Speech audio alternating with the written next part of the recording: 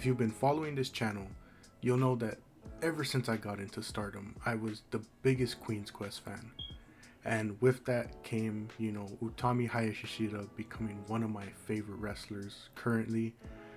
Along with this though, is a wrestler I don't think I've ever really gotten the chance to talk about on this channel, at least I can't think of, and that is the founder of Queen's Quest, Io Shirai. Now Io Sky. Io has been one of my favorites for like so much time, ever since discovering her. And after exploring so much of her work, she just quickly shot up my list of favorites, just like Utami did when I discovered her. Two Queen's Quest leaders, two of my favorite wrestlers of all time at this point. And I bring all this up because of the match that occurred just some time ago on Saturday the 13th. One of my biggest dream matches became reality as Utami Hayashishita went one-on-one with Io Sky.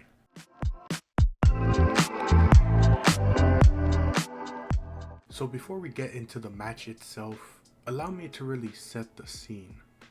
As I mentioned, Io Sky, then Io Shirai, was the founder of the faction Queen's Quest. In Stardom, Io was an absolute legend, winning both their red and white belts, the high speed belt, tag and trios belts, and both the 5-star Grand Prix and the Goddess of Stardom tag tournaments. Now, for those of you who don't follow along with Stardom, the red belt and the white belt are like their world titles. The high speed belt is like their sort of belt for people who wrestle a sort of faster paced style, not necessarily cruiserweight, but like it's more of like high energy type of wrestling. You'd have to really watch high speed matches to really understand it. And then of course the 5-star Grand Prix and the Goddess of Stardom tag tournaments are tournaments held both for who's going to challenge for the tag titles, who's going to challenge for one of the main titles, that and that. Basically, she did it all in her time with the promotion. She was the head of one of Stardom's best factions. Her success was enough to gain the attention of the WWE. However, before we continue there, we now shift over to Utami Hayashishita. Beginning wrestling in 2018, Utami also went on to have a successful career in Stardom. She won the red belt, the tag belts, the 5-star and tag tournaments, and would have one of the best matches and stories I've seen in wrestling last year. Along with that, she was part of and later led the Queen's Quest faction that was arguably at their peak under her. And with this, we go back to 2018. Utami Hayashishita is starting off as a rookie in Stardom. She's starting off as a rookie in wrestling altogether, and the one woman she looks up to is Queen's Quest founder Io Shirai. Utami starts wrestling, and the one thing she has her sights set on is a match with Io Shirai. Utami was training for that match with Io, but of course WWE came calling. So Io leaves for the WWE before Utami can ever really get that match. And both women would go on to have successful careers in their respective companies, but throughout that time, Utami became amazing. She grows into her own and just gets better with time. And it's because of that you kind of start to agree with, Io holding off on both the match and even meeting her, because it's what makes the match that's happening now special, is because of how Utami has grown since then. I mean, she not only grows into her own, but again, like I said, she would join and then eventually lead the same faction that Io founded. And throughout this time, Utami was still letting it be known, I want that match with Io. The match I want is with Io. The closest things came was back in 2022 when it was rumored Io's contract was coming up and that she was potentially considering going back to Japan. As we know though, she would return in the Damage Control faction, and so Utami just continued on until this upcoming year, where we saw her leave Stardom. For the longest time, this match just seemed like it would never happen. Utami, at least, so far as we've heard from her, has never really shown a great interest in wrestling and moving to America. And with Io locked in with WWE for the next couple of years, again, it just seemed highly unlikely even with Utami leaving Stardom. It just forever seemed like a match that would never get to be for me. Like Samoa Joe versus John Cena or Swerve Strickland versus Keith Lee. It just seemed like a match that I would never get to see, and that, things would always get in the way of it happening. That is, until Marigold arrives. Marigold arrives, and with it, we hear the rumors of them potentially working with the WWE. But being burned in the past, I simply chalked it up to rumors and said, I'll believe it when I see it. I then begin to watch Marigold shows, and more specifically, I begin to watch Marigold's show on the 11th of June. Utami has a match against Nanae Takahashi. After the match, Utami's talking to the crowd when suddenly Marigold's founder calls for everyone's attention to the screen at hand. On the screen, Io Sky appears, and you literally see Utami stumble a bit out of disbelief. Io challenges her to a match at Marigold's Summer Destiny, and Utami cannot believe it and is nearly in tears. After nearly 6 years, finally, the dream match is going to become reality. そして私のなんて言ったらいいんだろう、私の夢の本当に大きな一番の夢だったんです。イオさんと試合がしたくて、私のプロレスラーとしての進む道も決めました。そんなイオさんと本当に7月13日両国国技館でシングルマッチ、なんて言ったらいいんだろう、すごい楽しみだし、すごい嬉しいし、もちろんすごく緊張もしてるし、いろんな気持ちが自分の中に入ってます。でもここで夢は叶うんだけど、夢叶えるだけで私は絶対に終わらせない。イオさんとの両国での試合、それで夢を叶えた上で歴史に、そしてイオさんにこの林下歌にしっかり刻み込みたいと思います。楽しみにしててください、皆さん。そしてイオさん、私はめちゃくちゃ楽しみにしてます。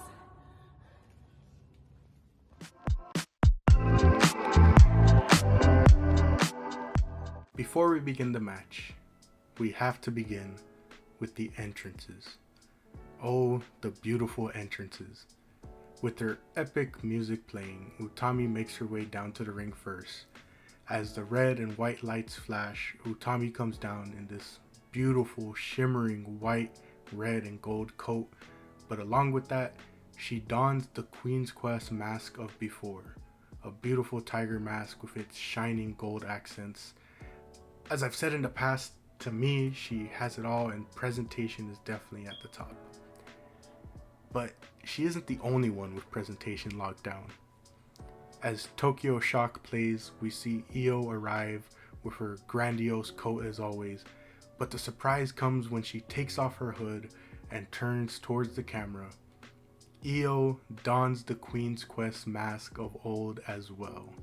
This tiny feature of a mask just goes to show how special this match is going to be. Two former Queen's Quest leaders finally facing off. Io's returned to Japan, and she's returning in style. Such a tiny detail, but everything matters in wrestling. The match begins, and Io can't even hide the smile on her face. The two start the match off trying to get a feel for one another's game, some tests of strength here and there. Io shows off a bit with her handspring into a drop kick. Utami's bumps when it comes to drop kicks will always be my favorite, and this isn't the last we'll see of it in this match. Things really heat up when Io drags Utami to the outside and then hits a huge suicide dive. Io allows for Utami to get back in, but leaves no room for breathing as she's right back on the attack. She lays in on Utami in the corner and then hits a huge slingshot double knee. This one looks so brutal, I love it every time. The two then take things to the top rope, but Io counters into a tree of woe, and it is here where we really see Io starting to lock into that older form of hers. Now, I'm not trying to be one of those wrestling fans, but as you'll see throughout the match, Io begins to unlock the style of wrestling that she often has to temper a bit in the WWE. I mean, just a bit ago, I saw people complaining about the kicks she was giving Lyra Valkyria, but those kicks are nothing compared to the kicks she gives Utami in the corner. I mean, Utami's face literally starts to bruise from this point on because of Io's aggressiveness. The two get into a bit of a forearm exchange before Io hits a beautiful Rana on Utami. Io tries to go for a corner attack, but Utami is able to counter it with a huge slam. This creates space for Utami and allows her to get in control. Utami attempts an air raid crash, but Io reverses and starts to lay in the kicks once again. She hits a nice counter into a pinfall, and when Utami kicks out, Io demonstrates her veteran status by immediately locking in a crossface. Utami is able to break the hold, and again we get to see her amazing bumping when she gets hit with a dropkick by Io. Things do not slow down though, as Io hits a 619, another dropkick, and then a huge moonsault on the outside. Io attempts the moonsault in the ring, but Utami stops it. Utami battles and attempts to hit an air raid crash from the top, but Io counters in what is probably the scariest but also craziest spot of the match. Io wiggles out and then hits a springboard poison Rana on Utami, one of the craziest spots that Utami nearly doesn't rotate in time for. Since that doesn't finish it, Io tries for the underhook, but it is here Utami is finally able to hit her with an air raid crash. Again, Utami is able to create space and she utilizes this. She charges full speed at Io once she's recovered and sends her over the top rope to the outside. More space is created and allows for Utami to recover. We see Utami get Io in a chokehold on the ring apron, drag her into the ring while maintaining the hold, and then spin her around while maintaining that hold. Io tries desperately to get out, but still Utami maintains the hold. Io is able to barely break it with a foot on the rope, and just like Io before, Utami allows for no room to breathe. She immediately hits a huge German suplex on Io. It isn't enough, so Utami goes for her patented crucifix bomb, but Io is able to counter it at the last minute. Utami again tries for the crucifix, but Io is able to counter, and this time she's able to hit that underhook slam. Io then hits a huge Meteora in the corner and looks for the moonsault, but Utami is just barely able to climb her way back up to stop it.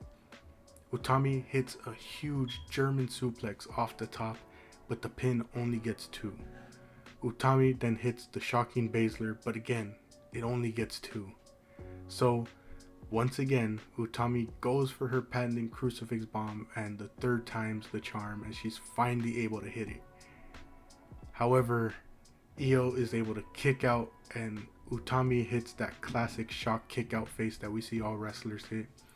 She tries to keep things going with some lariats, but Io is able to counter one of them into a crossface, and just when Utami thinks she's gotten out of it, Io hits a huge knee on her, and once again, the veteran status shows as Io just keeps the momentum up. As she would go on to say after, wrestling in Japan and wrestling Utami unlocks something in her. Utami has proven to be quite the challenge, and Io recognizes she has to go beyond what normally has gotten the job done, especially in her time in the WWE. It's the crossface to wear Utami down, it's the knee to daze Utami after she gets out, and it is hitting the tombstone pile driver, which I can't even remember the last time I saw her hit that. And then finally, what other way to finish this masterpiece of a match than with the most picture perfect, dare I say, best moonsault in the history of wrestling. Obviously I have a bit of bias, but just look at this thing again. Nobody does it better than Io in my personal opinion. The match comes to a close with Io getting the victory, and the dream of all dreams finally becoming a reality.